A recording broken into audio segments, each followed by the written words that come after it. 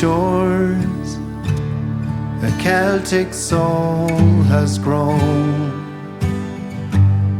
a culture of our own that has strewn afar. To our Lord we have stood up and we have repelled. We have toiled and we have rebelled, with our own soil beneath us. The tributes paid on this sacred sod that was cultivated in the name of God, of pagan hands, this Gaelic land will be bestowed upon us.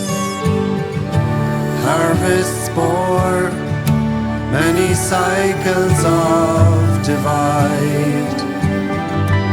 Now an island unified may soon be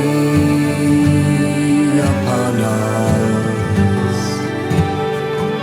The tributes paid on this sacred sod that was cultivated in the name of God, of pagan hands, these Gaelic lands will be bestowed upon us.